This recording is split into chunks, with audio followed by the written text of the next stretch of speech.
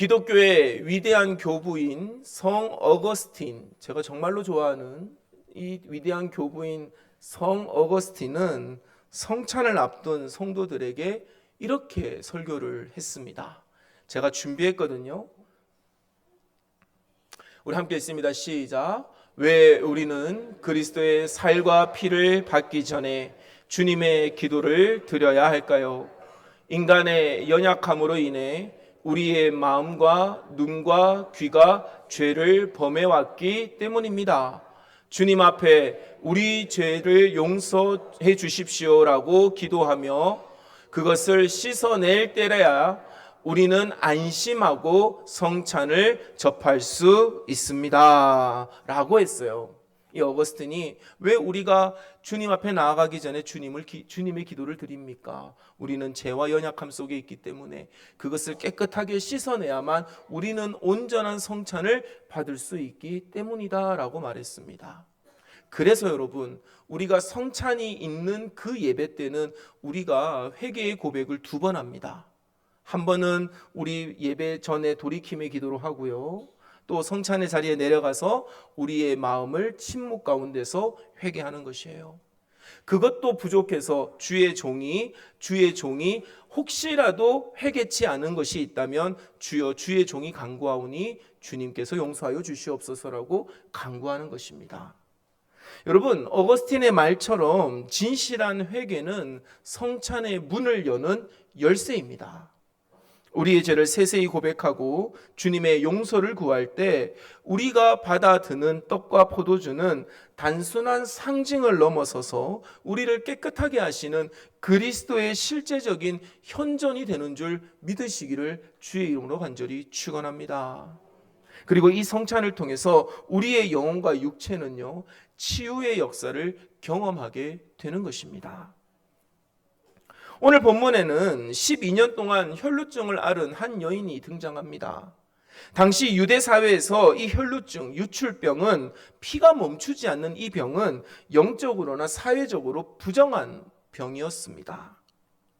이 여인은 사람을 만날 수도 없었고요, 당연히 예배를 드리러 갈 수도 없었고요, 사람들이 많이 모여 있는 그와 같은 시장과 같은 곳에도 함부로 갈 수가 없었습니다. 왜? 그녀는 부정한 여인이기 때문에 그렇습니다. 그녀를 고립시키는 그 병을 고치려고 아마도 이 여인은 전 재산을 탕진했을 것입니다. 하지만 남은 것은 무엇일까요? 육체적인 고통과 정신적인 우울증밖에 없었어요. 그 절망의 끝에서 예수님의 소식을 듣습니다. 그리고 차마 죄인의 신분에서, 여러분, 이 여인을 향해서 당신은 죄가 있어서 그 병이 있는 것이야, 당신은 부정해서 당신은 그 병이 있기 때문에 부정해 라고 말했기 때문에 이미 위축된 그녀는요, 차마 주님 앞에 당당히 설 수가 없어서 수많은 무리들 사이에 숨어들었습니다. 그리고는 슬그머니 예수님의 앞편도 아니고 예수님의 뒤편, 그분의 옷가에 손을 살짝 대었습니다. 우리 본문 44절의 말씀 한번 같이 읽어볼까요? 그때 어떤 일이 일어났습니까? 44절의 말씀 함께 읽습니다. 시작. 예수의 뒤로 와서 그의 옷가에 손을 대니 혈루증이 즉시 그쳤더라. 아멘. 여러분, 이 여인의 손끝에는요, 내가 예수님의 옷자락만 만져도 나으리라 라고 하는 간절한 믿음이 있었습니다. 사랑하는 우리 대화교회 교회 여러분, 믿음이 없다면 예수님을 와락 안아도 기적은 일어나지 않습니다. 그러나 믿음이 있다면 예수님을 살짝 잡아도 기적은 일어나게 되는 줄 믿으시기를 주의 이름으로 간절히 축원합니다. 여러분, 우리가요, 너무 예배를 드리는 데 있어서, 우리의 신앙생활에 있어서 우리는 너무 과잉적인 모습들을 보일 때가 있습니다. 내가 이만큼 액션을 해야지 하나님이 나에게 은혜를 주실 것이야, 내가 이렇게까지 해야만 하나님이 나에게 복을 주실 것이야. 아니요, 여러분, 믿음의 손끝에 믿음을 담아 예수의 옷자락을 살짝 대었던 그 여인의 노력만큼만이라도 있다면 우리의 삶은 변화된다는 사실을 믿는 저와 여러분이 되기를 주의 이름으로 간절히 축원합니다. 여러분, 동시에 여러분 그 믿음은 이내 현실이 되었습니다. 그리고 그토록 그녀를 괴롭히던 그 질병이 사라지게 되었어요. 저는 오늘 말씀을 준비하면서 오늘 우리 앞에 놓여있는 이 성찬의 제단이 바로 그 믿음의 손끝을 내밀어야 할 자리임을 믿으시기를 주의 이름으로 간절히 축원합니다. 제가 아는 동기 목사는요, 여러분 그 교회는 큰 교회가 아니기 때문에 좀 적은 인원들이 모여서 그런지는 몰라도 성찬을 드릴 때 빵도 이만큼 떼주고요, 포도주도 이만큼 줍니다. 든든히 먹고 가라는 거예요. 근데 그 말도 일리가 있는 것 같아요. 그에 비하면 우리의 성찬은 좀 작죠. 그런데 여러분, 그 작음에도 우리의 손끝에 그 주님의 그 옷자락을 만지는 믿음만 있다면 그 결과는 놀라울 줄로 믿습니다. 우리가 두 손을 내밀어서 성찬의 떡과 잔을 받는 것은 2000년 전 그 여인이 간절하게 예수님의 옷자락을 붙잡았던 바로 그 믿음의 모습이라는 것입니다. 사랑하는 성도 여러분, 여러분들 성찬 받을 때 어떻게 받으세요? 제가 뒤에서 유심히 보거든요. 어떤 분은 이렇게도 받고요, 어떤 분은 이렇게도 받고요, 어떤 분은 이렇게도 받는데 한 가지만 약속합시다. 여러분, 왼손이 위로, 아랫손이 밑으로 이렇게 십자가의 모습을 만들어서요, 이렇게 받아보시는 건 어떨까요? 이렇게 받은 다음에 오른손을 들어서 왼손에 있는 것을 최대한 입 가까이에 가서 드시는 겁니다. 떡을 그렇게 드시는 것이에요. 여러분, 왜 이러한 모습들이 필요합니까? 우리의 믿음의 표현이 있어야 되는 것이에요. 그냥 물건 사듯이 주고받는 것이 아닙니다. 우리의 믿음을 담아서 이 혈루증에 고통받던 여인이 그 손끝에 온 믿음을 담아 예수의 옷자락을 부여잡은 것과 같이 우리의 그 믿음을 다해서 우리가 정성스레 두 손을 내밀었을 때 여러분, 그 손끝에서 하나님의 놀라운 은혜의 역사가 일어나게 되는 것입니다. 저는 오늘 이 믿음으로 성찬을 준비하면서 이렇게 기도했습니다. 주여, 오늘 주의 사랑하는 자녀들이 이 성찬을 받을 때 영혼과 육신의 질병을 고쳐 주실 줄 믿습니다. 여러분, 우리는 그 믿음으로 그 역사를 경험해야만 하는 것이에요. 그런데 여러분, 혈루병이 치유받는 것보다 더 놀라운 일이 있습니다. 오늘 우리가 이 본문을 읽으면서 우리가요, 이 병을 고쳤구나, 여기에만 여러분 집중하게 되면 우리는 성경을 반만 아는 것입니다. 이 여인의 완전한 치유는요, 그 병이 나은 뒤에 일어난 치유의 또 다른 모습 속에서 이루어집니다. 예수님은요, 발걸음을 멈추시고 뒤를 돌아보며 내게 손을 댄 자가 있다라고 말씀하십니다. 여인은요, 스스로 숨기지 못할 줄을 알고 떨며 주님 앞에 엎드리죠. 그리고 모든 사람 앞에서 자신의 그 12년 동안에 부정하다고 낙인 찍혀왔던 과거와 그 고통의 세월을요, 구구절절 세세하게 소상하게 예수님과 그 수많은 무리들 앞에서 밝히고 있습니다. 우리 47절의 말씀 같이 한번 읽어봅시다. 47절 말씀 함께 읽습니다. 시작. 여자가 스스로 숨기지 못할 줄 알며 떨고 나와 엎드리어 그 손댄 이유와 곧 나은 것을 모든 사람 앞에서 말하니. 아멘. 여러분, 옛날에는요, 종이가 비쌌기 때문에 다 쓰지 못했지만 여러분, 오늘 이 47절 속에 나와 있는 그녀가 왜 예수님께 손을 대었는지, 여러분, 그 모든 것을 사람들 앞에서 나와서 얘기하는 그 과정은요, 정말로 고통스럽고 정말로 참담한 마음이었을 것입니다. 그런데 여러분, 우리는 여기서 한 가지 의문점을 가져야 됩니다. 예수님은 왜 숨어서 고침받고 가려는 여인을 굳이 무리들 앞에 드러내셨을까요? 여러분들 중에도 그런 사람들이 있잖아요. 그런 분들이 있잖아요. 목사님, 요거는 별로 제가 소문내기 싫습니다. 그냥 조용히 할게요. 그런데 제가 예를 들어서 이 강단에서 그거를 공개적으로 얘기했다고 생각해봐요. 얼굴이 화끈거리겠죠.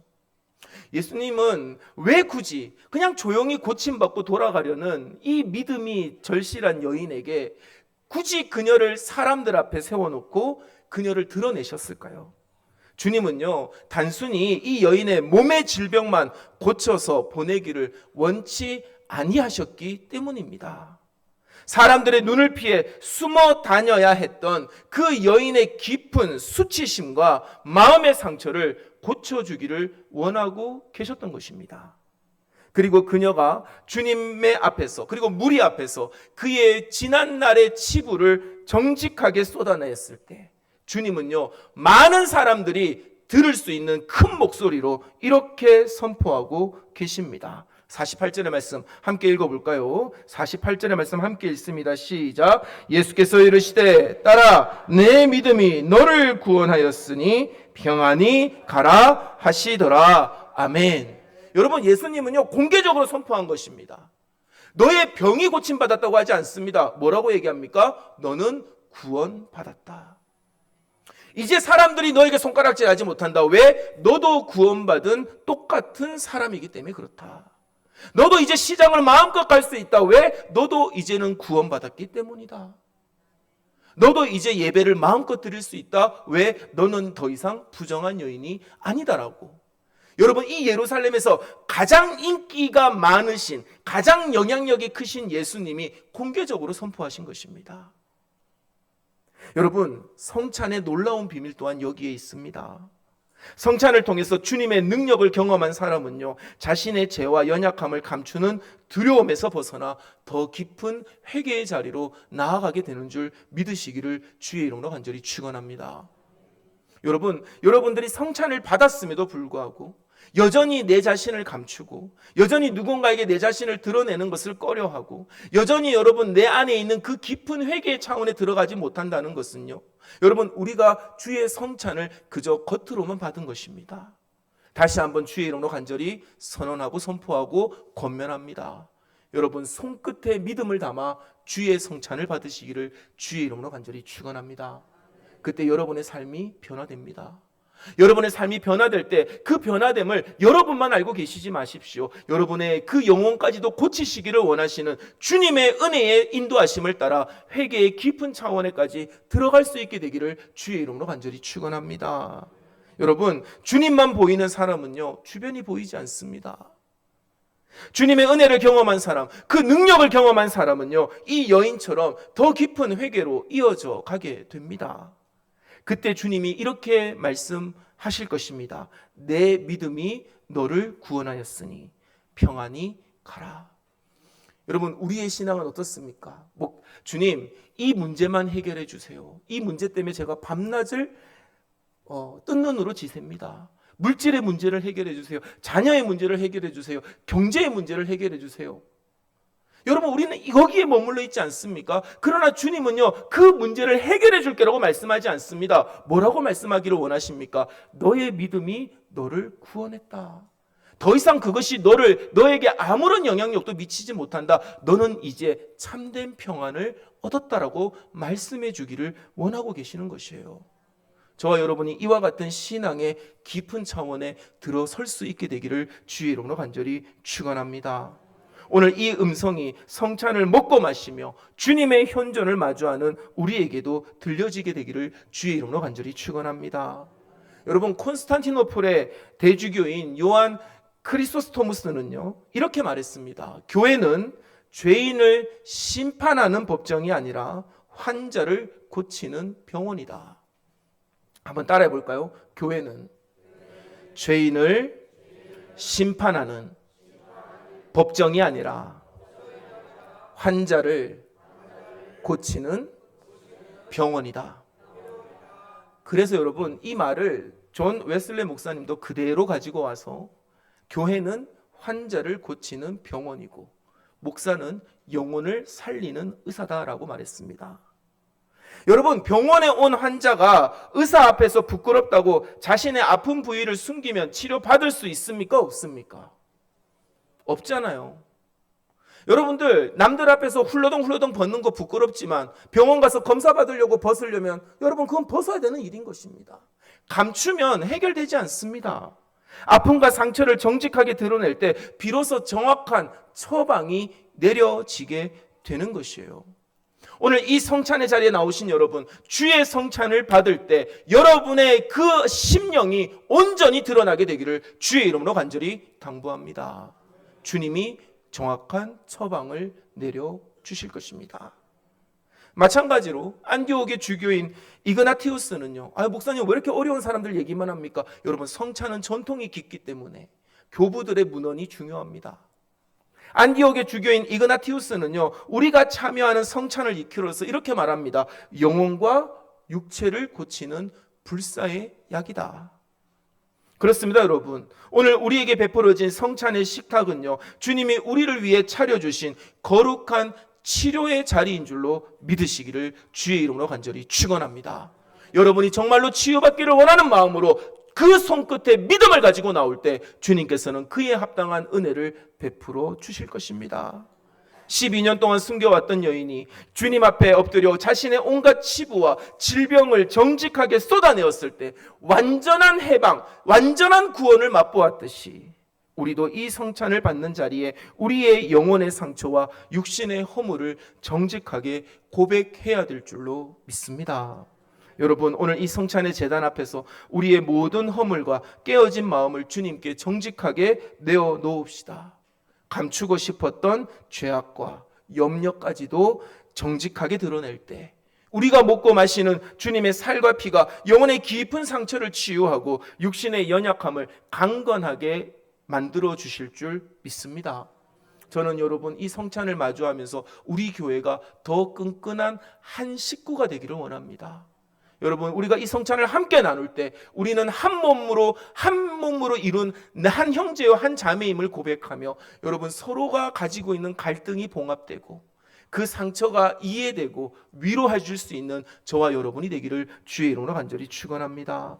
개인의 숨은 회개를 넘어 주님의 식탁 위에서 이루어지는 성숙하고 정직한 고백을 통해서 주님이 선포하시는 완전한 회복이자 선물인 하늘의 평안을 온전히 누리게 되는 저와 여러분이 되기를 우리 주 예수 그리스도의 이름으로 간절히 축원합니다. 아멘.